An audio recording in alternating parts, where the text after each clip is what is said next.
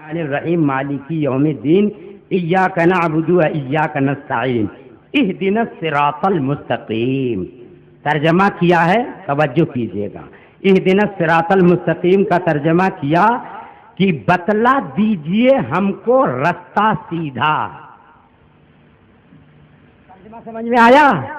بتلا دیجئے ہم کو رستہ سیدھا. کسی سے آپ کہیں جانا چاہتے ہیں، راستہ نہیں جانتے، تبھی نہ پوچھیں گے ہم کو بتلا دیجئے رستہ سیدھا. تو یہ اس ترجمے کے اعتبار سے اشرف علی اپنی پوری زندگی کہتے رہے بتلا دیجئے ہم کو رستہ سیدھا، یہاں تک کہ وہ چلے گئے اور راستہ نہ پا سکے، اور ان کے چاہنے ماننے والے بھی جب تک چاہتے رہیں گے ایسے ہی وہ کہتے رہیں گے بتلا دیجئے رستہ سیدھا. راستہ ملا نہیں ہے. بات سمجھ میں آ رہی ہے؟ ہم نہیں کہہ رہے ہیں، وہ خود کہہ رہے ہیں. بات سمجھ میں آئی؟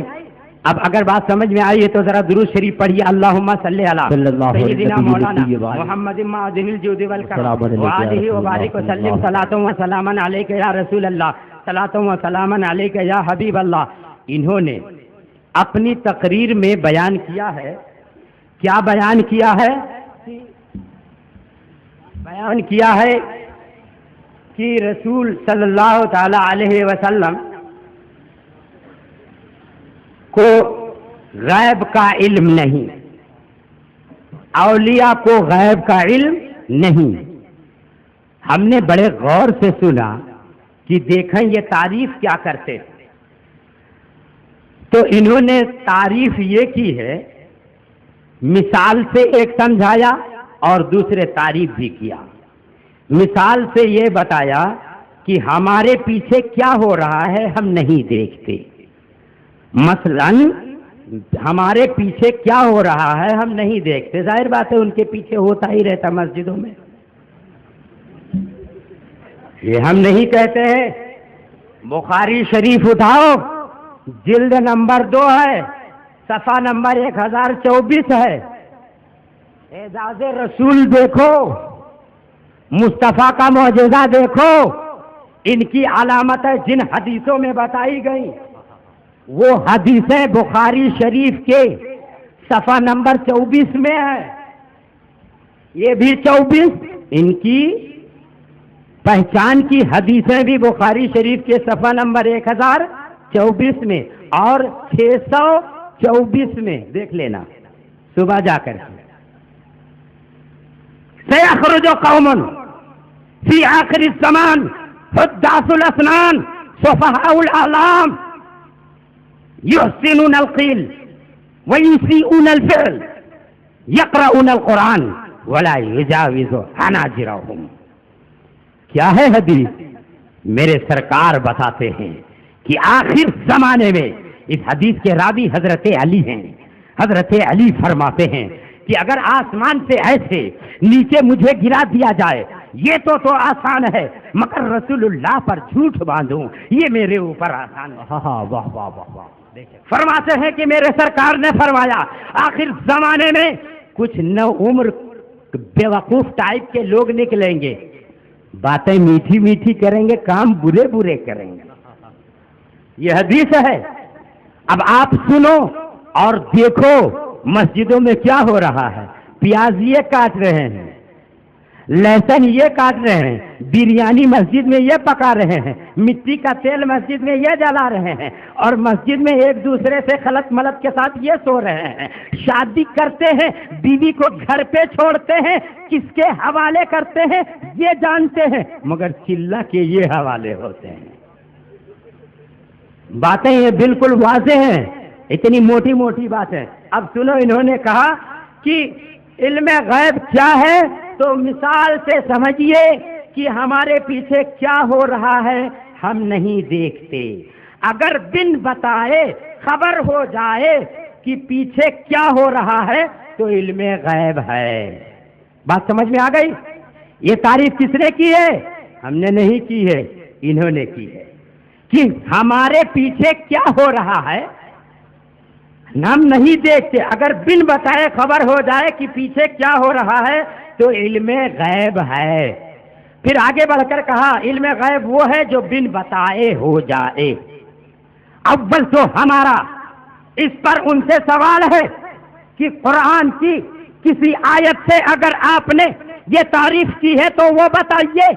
ہمارے اسلاف نے اگر یہ تعریف کی ہے تو وہ حوالہ دیجیے. حدیث سے اگر آپ نے مستفاد کیا ہے تو وہ بتائیے. قیامت آ جائے گی تم حوالہ نہیں دے سکتے ہو. یہ تعریف تمہارے دماغ کی پیدا کی ہوئی ہے, یہ تمہاری فرضی تعریف ہے. لیکن سنو, یہ جو تعریف تم نے کی ہے اس تعریف کے مطابق تم پھنسے. میں حوالہ دیتا ہوں, میرا نبی اس معنی میں عالم غیب ہے, اولیاء اس معنی میں عالم غیب. سبحان اللہ, سبحان اللہ, سبحان اللہ. یہ دیکھو مسلم شریف ہے, 180 ہے.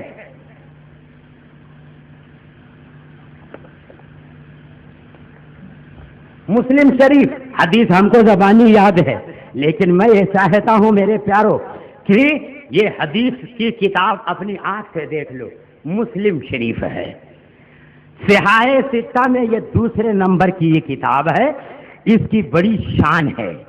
یہ بھی بات بات میں حوالہ مسلم کا دیتے ہیں. ہم مسلم کا مسلم حوالہ ان کو مسلم کرتے ہیں اور کہتے ہیں کہ اگر تمہاری تعریف تمہارے مطابق درست ہے تو آؤ اسٹیج پر توبہ کر کے میرے مصطفیٰ کو عالم غیب مان لو. واہ واہ واہ واہ واہ واہ, سبحان اللہ, سبحان اللہ, زندہ باد, زندہ باد. نعرہ تکبیر, نعرہ رسالت, یا رسول اللہ, علماء اہل سنت, زندہ باد, زندہ باد, اعلی حضرت, زندہ باد, نعرہ حیدری, نعرہ تکبیر. ایک حدیث نہیں, 4 حدیثیں مسلسل. ایک اس میں سے سناؤں گا اور ایک بخاری شریف سے. کتاب اس لیے دکھاؤں گا کہ آپ کو ہم پر تو بھروسہ ہے ہی ہے, کتاب دیکھ کر برکت ملے. اب دیکھو اس معنی میں حدیث سناتا ہوں. عن ابی ہریرہ قال صلی رسول اللہ صلی اللہ تعالی علیہ وسلم یوما ثم انصرف فقال یا فلانو الا تحسن صلاتک الا ينظر المصلی اذا صلى كيف يصلي فانما يصلي لنفسه انی والله لأبصر من ورائي كما أبصر من بين يدي. سبحان اللہ, سبحان اللہ, کیا سبحان اللہ حدیث پاک ہے. حضرت ابو ہریرہ سے یہ حدیث ہے. وہ روایت کرتے ہیں, فرماتے ہیں کہ اللہ کے پیارے رسول صلی اللہ تعالی علیہ وسلم نے ایک دن نماز پڑھی. نماز پڑھ کر کے فارغ ہوئے اور اپنا رخ نمازیوں کی طرف کیا اور کرنے کے بعد ایک صاحب سے خطاب کر کے فرمایا الا تحسن صلاتک, اپنی نماز صحیح نہیں کرتے, نماز اچھے سے کیوں نہیں پڑھتے؟ نمازی جب نماز پڑھتا ہے تو وہ نماز اپنے لیے پڑھتا ہے, تو نماز درست کیوں نہیں پڑھتا ہے, اچھے سے کیوں نہیں پڑھتا ہے؟ اس کے بعد میرے آقا فرماتے ہیں انی واللہ لأبصر من ورائی کما ابصر من بین یدی. اے میرے صحابہ, اے نمازی, اے نماز میں کوتاہی کرنے والوں, سنو, میں خدا کی قسم پیچھے ایسے دیکھتا جیسے آگے دیکھا کرتا ہوں, میں پیچھے ایسے دیکھتا ہوں جیسے آگے دیکھتا. نعرہ تکبیر, نعرہ رسالت, علماء اہل سنت, مفتی ابو الحسن صاحب قبلہ, نعرہ تکبیر, نعرہ رسالت. سبحان اللہ, سبحان اللہ. سرکار نے فرما دیا میں پیچھے ایسے ہی دیکھتا ہوں جیسے آگے دیکھتا ہوں. میں نے یہیں پر تصورات میں گنبد خضرا سے لگا کر کے عرضی لگا دی کہ حضور آپ کو اپنا علم غیب بتانا تھا, آپ کو اپنا علم ظاہر کرنا تھا, تو آپ بتا دیتے کہ میں غیب جانتا ہوں. آپ نے یہ ان لفظوں سے فرمایا کہ میں پیچھے ایسے دیکھتا ہوں جیسے آگے دیکھتا ہوں، یہ پیچھے ایسے دیکھتا جیسے آگے دیکھتا، اس طرح بیان کیوں کیا؟ اس میں حکمت کیا ہے؟ اس میں راز کیا ہے؟ اس میں وجہ کیا ہے؟